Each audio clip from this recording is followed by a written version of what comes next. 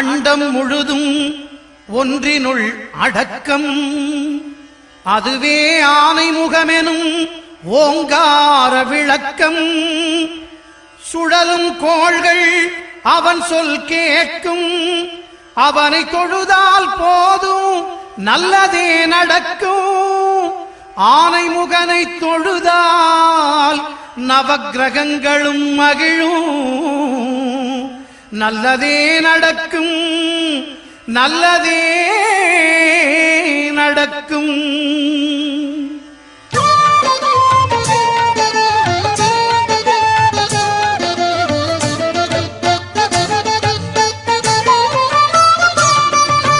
ஒன்பது கோளும் ஒன்றாய் காண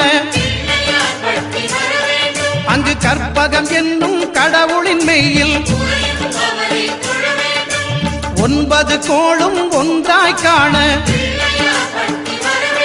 அங்கு கற்பகம் என்னும் கடவுளின் மெய்யில்.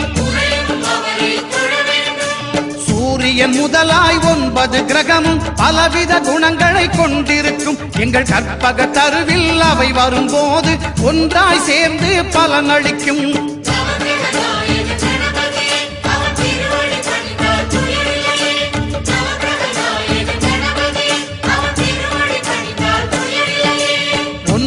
கோளும் ஒன்றாய் காண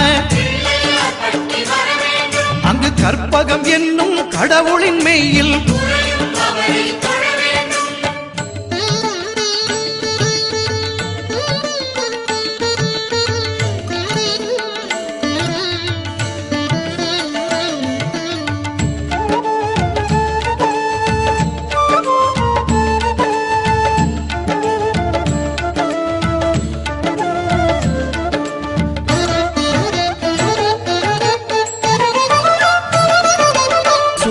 பகவான் ஒளிமுகம் காண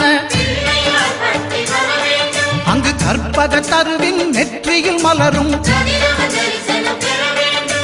சூரிய பகவான் ஒளிமுகம் காண அங்கு கற்பக தருவின் நெற்றியில் மலரும்.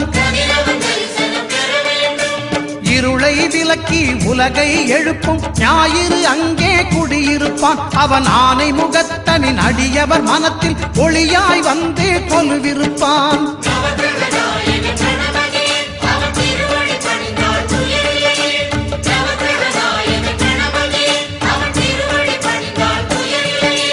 ஒன்பது கோளும் ஒன்றாய் காண அங்கு கற்பகம் என்னும் கடவுளின் மெய்யில்.